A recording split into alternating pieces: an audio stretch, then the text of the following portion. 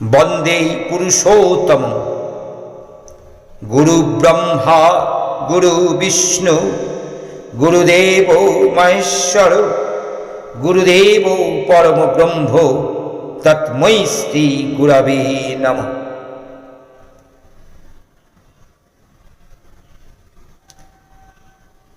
যেমন তাকে বুঝি। শ্রীনাথ, পর্ব ৭। তবে এখন যে উনি দেহ রেখেছেন, এখন কি হবে?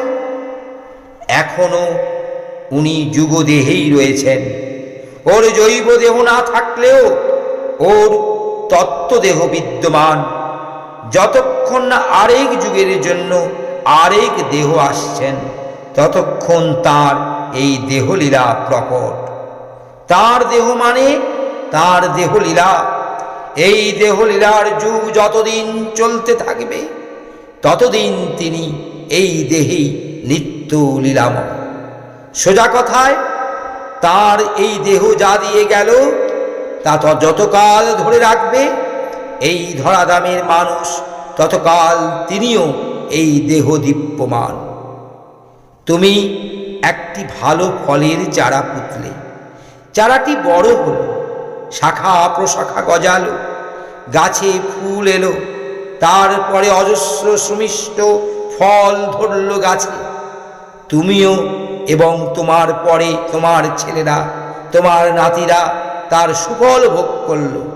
তারপরে ধীরে ধীরে তরুণ গাছটি বুড়ো হলো, ডালপালা শুকোতে লাগলো, ফল হয়ে এলো বিরল। তখন তোমার নাতিরা আরেকটি চারা বসালো। ধীরে ধীরে সেই চারার যৌবন এলো, আবার শুরু হলো নতুন সুফল বিতরণ। এই বৃক্ষচক্রের মতোই চলছে ঈশ্বর অবতারের চক্র। তিনি এলেন যুগ প্রয়োজনে, দাবি দিলেন অনেক কিছু।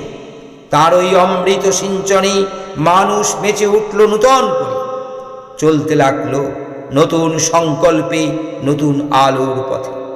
তারপর কালচক্রের আবর্তনে মানুষ ধীরে ধীরে স্খলিত হতে লাগলো তার পথ থেকে।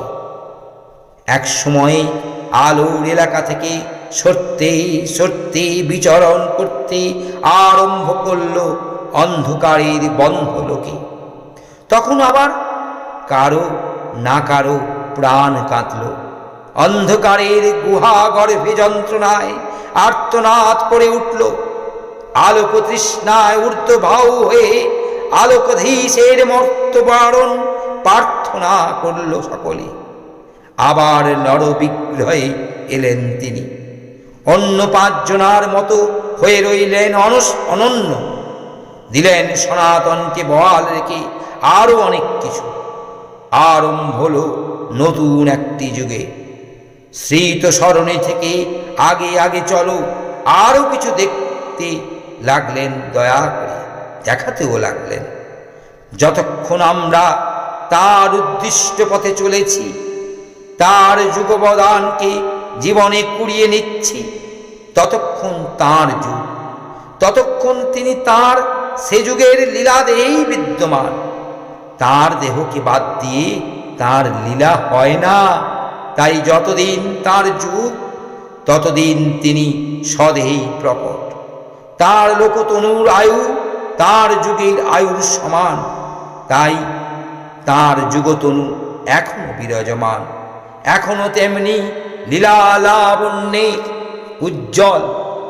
এখনো তার কত রসাস্বাদন অনাস্বাদিত রয়ে গিয়েছে, এখনো তার কত তত্ত্বের উন্মোচয় হয়নি, কত কর্ম তাৎপর্যের অর্থ এখনো অনধিগত।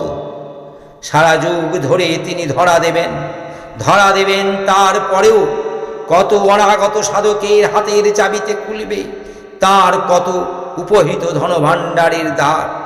তাই তিনি যুগাবধি জীবন্ত। এমনকি পরবর্তীর কালেও পরবর্তীর পূর্বপূরক আচরণ এখনো তার সশরীর সাম্রাজ্য। কান পাত, এখনো তার কথা শুনবে। হৃদয়কে নিবেদন করো, এখনো যে সেখানে তার পাদ স্পর্শ অনুভব করবে। হস্ত প্রসারিত করলে এখনো তার প্রসাদে অঞ্জলি উপচে পড়বে। শির সমর্পণ করো, দেখবে তার অমৃত ধারায় পরিস্নাত হয়েছ। জীবন দাও, দেখবে তুমি তার নিত্য জীবনে উজ্জীবিত। দেখবে পরমদাতা তেমনি দান করেই চলেছেন, তার অন্তর্ধান হয়নি।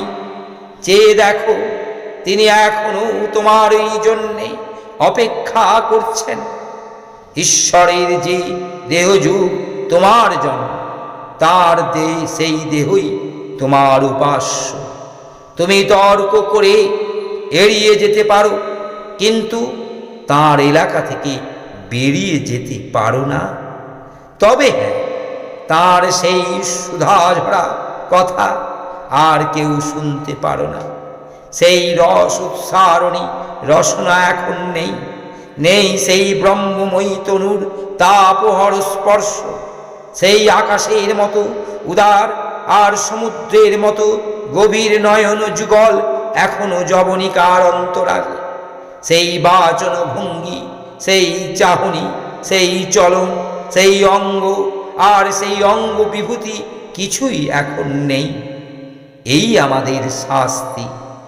যতক্ষণ তিনি জাগতিক দেহে বিদ্যমান ছিলেন, ততক্ষণ তো কই প্রয়োজন মনে করনি তার দেহমাত্রের সুযোগ নিতে।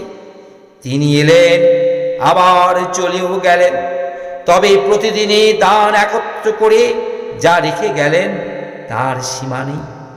এই তোমার আমার সকলের জীবনতরীর আলোকস্তম্ভ। এখনো যদি উপেক্ষা করি, ধীরে ধীরে সরে যাব অনেক দূরে। শেষে একদিন দৃষ্টির পথ থেকে শেষ রশ্মিটুকু অদৃশ্য হয়ে যাবে। তখন অপেক্ষা করতে হবে আরেক যুগের জন্যে। রাত্রি সূর্য উঠবে না, অপেক্ষা করতে হবে আরেক প্রভাতের জন্যে। কিন্তু সেরা আসবে কত হাজার বছর পরে কে জানে। তুমি এখন খড় মধ্যাহ্নে ঘুমিও না, তাই জানেই তার জন্যে শোক করতে পারো, কাঁদতে পারো সঙ্গতভাবে। কিন্তু যা হারিয়েছ তা আসবে না। যা আছে সেইটাকে নাও, দেখবে তার মধ্যেই তার উষ্ণ স্পর্শ রয়েছে। তার বাণী চিত্রণে তার লীলা চিত্র ফুটে উঠবে। তোমার জীবনে বসালেই দেখবে তিনি তেমনি জীবন্ত। যতখানি তোমার আকুলতা, ততখানি জীবন্ত হবেন তিনি। তোমার কাছে আসবে, দেখবে ক্রমশ প্রকট হচ্ছেন তিনি। ক্রমশ ছবির পর ছবি ফুটে উঠবে চোখের সামনে। যেখানে যা কিছুর অভাব, সেখানে সেই রকম ভাবের ভাণ্ডার। তুমি যা চেয়েছিলে তার চেয়েও বেশি, যা নিতে পারো তার চেয়েও অনেক। তার শেষ নেই, যেন শেষ হয় না। যার শেষ নেই তার শেষ কথা কে বলবে? যা অফুরন্ত তার ফর্দ হয় না। পাতার পর পাতা লিখে আর ব্যাখ্যার পর ব্যাখ্যা বিছিয়ে তাকে ধরে ফেলা যাবে না। বন্দে লোকতিলকং সাতত বার্তা বিভূষণং অমর কৃত্যত সারণং প্রবুদ্ধং লোকজীবনং প্রণয় প্রমত্ত জাগোদীপনং বন্দে জীবন জীবনং বন্দে সৎপুরুষোত্তম বন্দে শ্রী শ্রী ঠাকুর অনুকূলচন্দ্র। জয় বন্দে পুরুষোত্তম।